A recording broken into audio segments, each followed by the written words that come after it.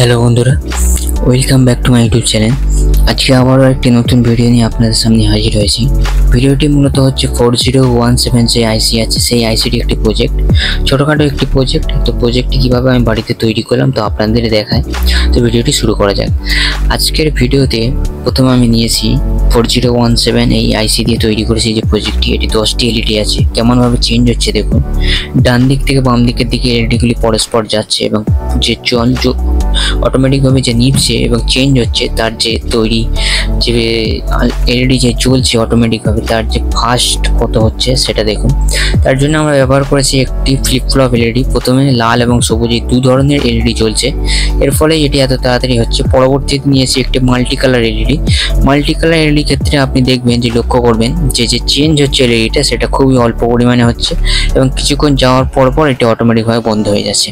তো দেখুন, প্রথমে কিছুক্ষণ চেঞ্জ হচ্ছে এলইডি, তারপর অটোমেটিকভাবে বন্ধ হয়ে যাচ্ছে। পরবর্তীতে আবার কি হচ্ছে যে এলইডিগুলি চেঞ্জ হচ্ছে।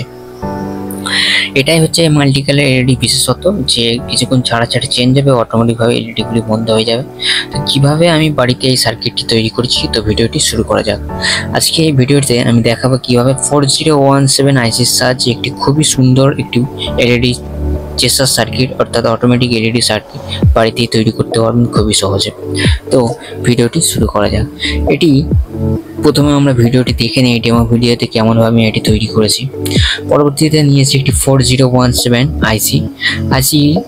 মূলত বলে রাখি যে 4017 আইসি চিনতে পারবেন কিভাবে, যে এর সামনে যে একটি কাটা ছিদ্র আছে অর্থাৎ কাটা অংশ আছে, এইটাকে দেখেই আপনি যে 4017 আইসি আছে এই আইসিটিকে চিনতে পারবেন। তারপরে দেখুন, আমি যে আইসিটা ব্যবহার করছি এটা অনেক পুরনো আইসি, যার কারণে কি এর যে পাগুলো আছে আইসি পিনগুলো সেগুলো কি একটু সোল্ডারিং আয়রনের সাহায্যে যত্ন সহকারে একটু রাং লাগিয়ে নিচ্ছি, যেন ভালোভাবে আমরা সোল্ডারিং করতে পারি এবং যেন ভালোভাবে তার সংযোগ করতে পারি। যার কারণে কি আমি এই সোল্ডারিং আয়রনের সাহায্যে এই সমস্ত যে আইসির পাগুলো আছে সেই পাগুলোকে যত্ন সহকারে পরিষ্কার করে নিলাম। এবারে এই আইসি মূলত 16টা পিন আছে, এক প্রান্তে 8টা অপর প্রান্তে 8টি করে 16টা পিন আছে। এবারে দেখুন, প্রথমে কি করছি, 4017 যে আইসি আছে আইসি 15 নম্বর পিনে একটি তার যুক্ত করছি। ভালো করে লক্ষ্য করুন, এটা আইসি 15 নম্বর পিন এবং অপর যে তারটিকে বাঁকিয়ে নিয়েছি সেই বাঁকানো তারটিকে আমরা যুক্ত করছি আইসি 4017 আইসি 13 নম্বর পিন।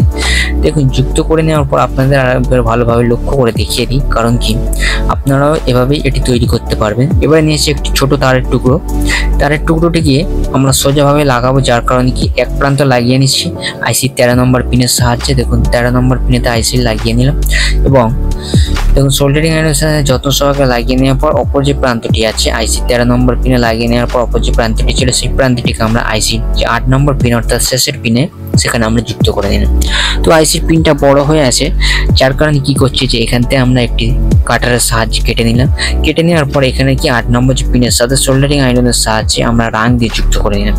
দেখুন সার্কিটটা এরকমই হবে। এই মেন হচ্ছে দুটো কানেকশন, আর কিছু সেরকম কানেকশন নেই। এবারে দেখুন, এখানে আমরা চেঞ্জিং এর জন্য ব্যবহার করছি এলইডি লাইট, 3 ভোল্টের এলইডি লাইট। এলইডির সামনে যে আমরা যুক্ত করছি সেগুলি সমস্ত হবে এলইডির মাইনাস এবং পরবর্তী যেগুলি আছে এইদিকে পাশের দিকে ওগুলো হবে এলইডি প্লাস। ঠিক তেমনইভাবে 5টা এলইডি প্রথমেতে যুক্ত করে নেওয়ার পর এবারে নিয়েছি আরেকটি এলইডি। এগুলি আগে থেকে যুক্ত করা ছিল, আগে আমি ফ্লিপ ফ্লপ যে সার্কিট সেখানে আমি ব্যবহার করেছিলাম। পরবর্তীতে কি করছি, একইভাবে কি মাইনাসটাকে একসাথে যুক্ত আছে এবং প্লাসগুলি আলাদা। এবারে কি করছি, দুটো এলইডির মাইনাসগুলোকে একই সাথে একই বরাবর যুক্ত করে নেন। ভালোভাবে এখানে লক্ষ্য করে দেখুন যে আমরা ভালো কি করছি, যে সমস্ত এলইডি যে মাইনাস প্রান্তগুলি সেই মাইনাস প্রান্তটিকে একই লাইনে আমরা যুক্ত করে নেব। কারণ কি এই যে এই আইসি হয়তো প্রজেক্টটি হবে তার যে সমস্ত যে মাইনাসগুলি হবে আইসির একদিকে হয়ে থাকবে। এবারে যে বড় প্রান্তগুলি আছে এলইডি সেগুলি আমরা কাটারের সাহায্যে কেটে নিলাম। দেখুন এবারে কি করছি, ছোট ছোট তারের টুকরো নিয়েছে সেগুলিকে আমরা 1 2 করে যে সমস্ত 10টি এলইডি আছে সেই 10টি এলইডি প্লাস প্রান্ত যেখানটা হবে সেখানেতে আমরা 10টি এলইডি যুক্ত করে নিচ্ছি। কারণ কি এই যে 10টি যে তার আমরা যুক্ত করব এই তারগুলো মেন আইসির যে পিনের কানেকশনের সাথে যুক্ত হবে, সেই জন্য আমরা কি করছি আইসির যে 10টি তার ছিল এলইডির যে 10টি তার ছিল সেই 10টি এলইডির 10টি প্রান্তে আমরা তারগুলোকে যুক্ত করে নিচ্ছি এক এক করে। আর আমি বিভিন্ন ধরনের কালারের তার ব্যবহার করেছি যেন আপনারা ভালোভাবে বুঝতে পারেন এবং সঠিকভাবে আপনারা দেখে এই প্রজেক্টটি বাড়িতে খুবই সহজে তৈরি করতে পারেন। তো দেখুন আমি অনেক রকমের তার এখানে ইউজ করেছি ভালোভাবে যেন আপনারা বুঝতে পারেন। সমস্ত তার যখন কমপ্লিট হয়ে গিয়েছে, এবারে দেখুন আইসিটাকে নিয়েছি। এবার কানেকশানটা এখানটা একটু লক্ষ্য করার ব্যাপার আছে। প্রথমে আমরা নিয়েছি ফার্স্ট রেডির যে পিনটা, সেই পিনটাকে ফার্স্ট রেডির যে তারটি সেটিকে আমরা যুক্ত করেছি আইসি 3 নম্বর পিনের সাথে, এবং সহজভাবে আপনি দেখে লক্ষ্য করে করতে পারবেন। এবং সেকেন্ড রেডির যে তারটি ছিল সেটিকে আমরা আইসির 2য় পিনে যুক্ত করেছি। অর্থাৎ দেখুন সেকেন্ড রেডির তারটিকে আমরা আইসির 2য় পিনে, ফার্স্ট রেডির আইসির যে পিনটি সেটিকে আমরা আইসির 3rd নম্বর পিনে এলইডি যুক্ত করেছি। পরবর্তীতে নিয়েছি থার্ড এলইডির যে তারটি, অর্থাৎ 3 নম্বর তারটিকে আমরা যুক্ত করব আইসি 4017 আইসি 4 নম্বর পিনের সাথে। দেখুন এখানেতে আমরা 4017 আইসি 4 নম্বর পিনের সাথে এখানে যুক্ত করে নিলাম। আরেকটি কথা বলে দিই যে এমনভাবে যুক্ত করবেন যেন আইসির একটার সাথে আরেকটা যেন জয়েন্ট হয়ে যায়, তাহলে কি এইটি কাজ করবে না সার্কিটটি। এবারে নিয়েছে 5 নম্বর এলইডি যে তারটি ছিল, সেই তারটিকে আমরা যুক্ত করব কোথায় দেখুন, সেই তারটিকে আমরা যুক্ত করছি আইসির 7 নম্বর পিনের সাথে, অর্থাৎ যেখানেতে আমরা জয়েন্ট পিন দিয়েছি তার উপরের পিনের সাথে। অর্থাৎ যেখানে আমরা 8 নম্বরের সাথে 13 নম্বর পিনে জয়েন্ট পিন দিয়েছি, সেই তারে যে আইসি পিনের উপরের প্রান্ততে আমরা এখানেতে যুক্ত করে নিলাম। পরবর্তীতে নিয়েছি 5 নম্বর এলইডি পিনটি।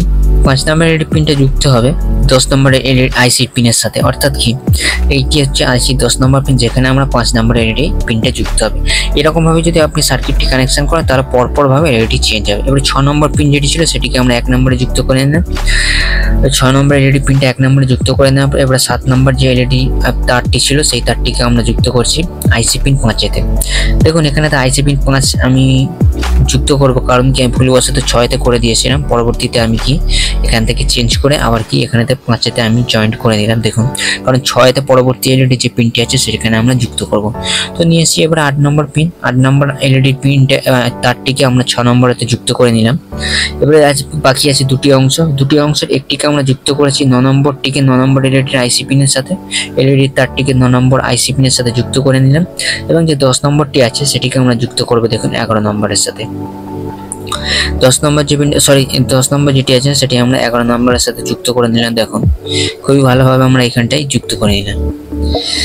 যুক্ত করে নেওয়ার পর সমস্ত কাজ কমপ্লিট হয়ে গেছে। এবার আরেকটি কথা বলে দিই, এলইডি মাইনাসের সাথে আমি আগে থেকে একটি 1K রেজিস্টার যুক্ত করে রেখেছিলাম, এবং আইসি পিন 16-তে এলইডি যে আইসি পিন 16-তে এখানে ব্যাটারি মাইনাসটা যুক্ত হবে, এবং আইসি পিন 8-তে ব্যাটারি প্লাসটা আইসি পিন 16-তে ব্যাটারি প্লাসটা যুক্ত হবে, এবং আইসি পিন মাইনাসেতে এই 8-তে আইসি পিন 8-তে ব্যাটারি মাইনাসটি যুক্ত হবে। তো এভাবে এই আইসির কানেকশন এবং চেঞ্জিংয়ের জন্য যে আইসি চেঞ্জ হবে তার জন্য আমরা 14 নম্বর পিনেতে একটি তার যুক্ত করে নিয়েছি। এবার প্রথমে আমরা একটি দুটো কালারের যে এলইডি হয় সেই একটি লাল এবং সবুজ এলইডির এক প্রান্তে আমরা কি করছি দেখুন এখানে কালো তারটি যুক্ত করে নিচ্ছি, অর্থাৎ যেখানে প্লাস প্রান্ত হবে সেখানেতে, এবং পরবর্তী যে প্রান্তটি অর্থাৎ একটি 1K রেজিস্টার এতেও যুক্ত করা আছে সেখানেতে আমরা এলইডির আরেক প্রান্তে কি করছি যে প্লাসের তারটিকে যুক্ত করে নেন, এবং এক প্রান্তে মাইনাস যুক্ত করে নেন, এবং সমস্ত যে তার এলইডি যে রেজিস্টার যুক্ত ছিল সেখানেতে মাইনাস প্রান্তটিকে নিয়ে আমরা মাইনাস এলইডি আইসির মাইনাসের সাথে যুক্ত করে নেন ডাইরেক্ট।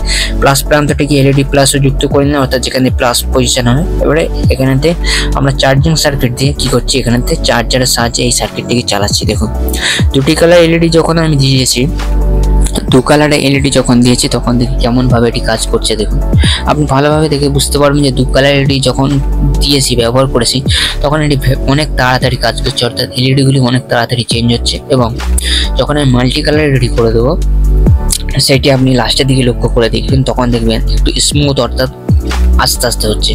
তো আমি আলোটা নিমিয়ে দিলাম কারণ আপনারাও যেন ভালোভাবে বুঝতে পারেন এটি কীভাবে তৈরি করেছে এবং কেমনভাবে চেঞ্জ হচ্ছে। তো এইভাবেই আপনারা বাড়িতে খুবই সহজে এই সার্কিটটিকে তৈরি করতে পারবেন, কোনো সেরকম সমস্যা হবে না। বেশি খরচে না, এই আইসিটির দাম মোটামুটি 30 টাকা আমাদের এখানে এখন আপাতত আছে। এবারে দেখুন মাল্টি কালার এলইডি যখন ব্যবহার করেছি তখন দেখুন এলইডি যে চেঞ্জ হওয়ার সেটি অনেক আস্তে আস্তে হচ্ছে এবং কিছু পরিমাণ বন্ধ অর্থাৎ থেমে যাচ্ছে।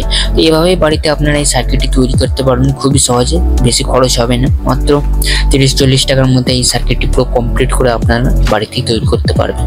তো ভিডিওটি এতটুকু। ভিডিওটি যদি আপনার শিক্ষণীয় কিছু মনে হয় তো প্লিজ চ্যানেলটি সাবস্ক্রাইব করে পাশে থাকবেন পরবর্তী নেক্সট ভিডিওর জন্য। তো আজকের মতো এতটুকুই। আর আমি নিয়মিত এই চ্যানেলে টেক জাতীয় ভিডিও আপলোড করে থাকি। তো ভিডিওটি যদি ভালো লাগে প্লিজ একটি লাইক করে দেবেন। তো লাইক করে দেবেন, পরবর্তী বন্ধুদের দেখার জন্য তাদেরকে শেয়ার করে দিতে পারেন। ভিডিওটি এতটুকু। ভিডিওটি যদি শেষ পর্যন্ত দেখে আপনাকে অসংখ্য ধন্যবাদ। তো দেখা হবে পরবর্তী কোনো নেক্সট ভিডিওতে।